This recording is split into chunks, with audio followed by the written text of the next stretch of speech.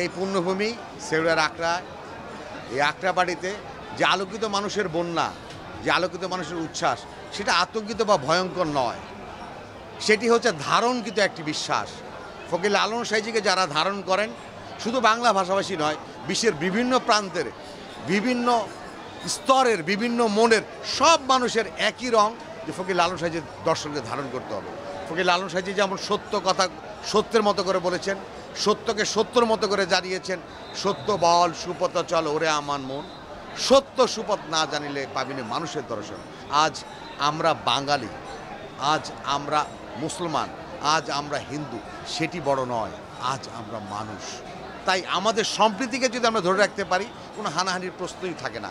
আমাদের সম্প্রীতিকে যদি আমরা অটুট বন্ধনে রাখতে পারি, তবে আমার মনে হয় ফকির লালন সাহেবের দর্শনই পারে প্রত্যেকটি মানুষকে এক করতে, প্রত্যেকটি মানুষের বিশ্বাসকে এক জায়গায় নিয়ে আসতে। কারণ ফকির লালন সাহেবজি সহজ ধারার কথা বলেছেন, সহজ সাধনার কথা বলেছেন, সহজ মানুষ ভোজে দেখ নারে মন দিব্যজ্ঞানে।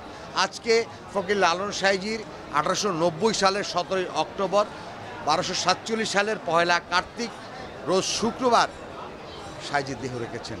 তার 134তম বছরে এসে আমরা সাহেবজির সেই কথাটি স্মরণ করি, ক্ষম অপরাধ ওহে দীননাথ। প্রত্যেকটি মানুষের বিশ্বাস, প্রত্যেকটি মানুষের আস্থা, সেটা গুরুকেন্দ্রিক। আমরা লালন সাহেবজির অনুসারীদের মধ্যে যে ভাব দেখি, লালন অনুগামীদের মধ্যে যে ভাব দেখি, লালন প্রেমীদের মধ্যে সে ভাবটুকু আমরা পাবো না, কিছু না কিছু কমতি থাকবে।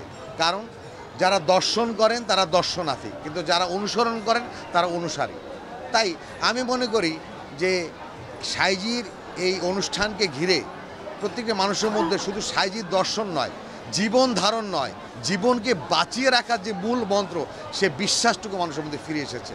তাই আমাদের মধ্যে সম্প্রীতি বেড়েছে, আমাদের মধ্যে ভালোবাসা বেড়েছে, আমাদের মধ্যে প্রেম বেড়েছে। কারণ আমরা প্রত্যেকেই পশু নই, আমরা মানুষ। তাই মনুষ্যত্বকে বাঁচিয়ে রাখতে গেলে আমাকে ভালোবাসতে হবে, আমার অন্যকে ভালোবাসতে হবে, এবং আমার মনের মানুষকে খুঁজতে গেলেও আমার সে মানুষের কাছেই যেতে হবে।